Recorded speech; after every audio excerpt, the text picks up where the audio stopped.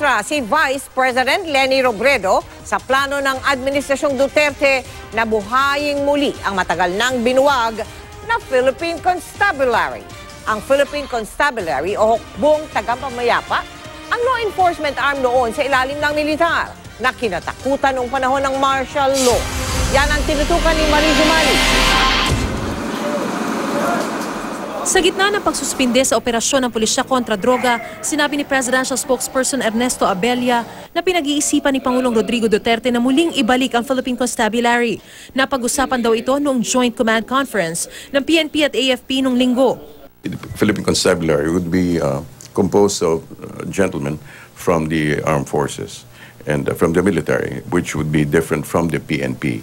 So he's basically saying that they would be, in a sense, a more trustworthy organization, seeing that they have not been, they are not civilian run like the PNP. Ang Philippine Constabulary o ang hukbong tagapamayapa, ang dating law enforcement arm sa ilalim noon ng militar simula noong 1901.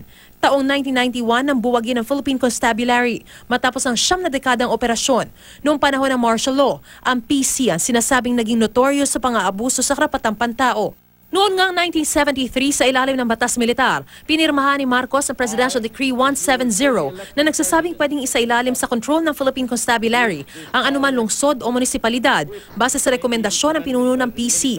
Isa sa mga naging hepe ng PC si dating Pangulong Fidel Ramos, pero binawi niya ang kanyang suporta kay Marcos noong 1986 na isa sa mga mitsa ng pagpapatalsik sa diktador.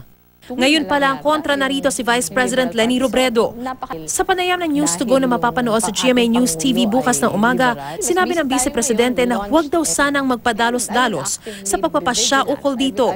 Kung itutuloy yung programa, sino yung mag-i-implement, it is one thing to say ililipat ko lang. Pero ang tanong natin, yung paglilipatan ba ng assignment, baka instead na sinasolve niyan yung problema, mas lalo pang lumalaki. Kinwestiyon din ni Senadora Laila De Lima ang balak ng Pangulo na ibalik ang PC. Giit ni De Lima, huwag daw isama ng Pangulo ang mga sundalo, maging ang mga pulis sa anyay pagpatay sa mga sibilyan. Ang totoong problema raw ay ang anyay pagkahumaling ng Pangulo sa kanyang kampanya kontra droga. Si Buhay Party List Representative Lito Atienza, pabor sa pagbabalik ng PC. And I will strongly support his suggestion that we now restore the two-layered police system. The check and balance mechanism will be restored. Hindi pwede kasi isang police system lang eh. Paglilinaw ni Abella, plano pa lang sa ngayon ang pagbuhay muli sa PC. Pero kung sakali, hindi raw ibig sabihin itong bubawagin na ang PNP. Mariz Umali, Nakatutok, 24 Oras.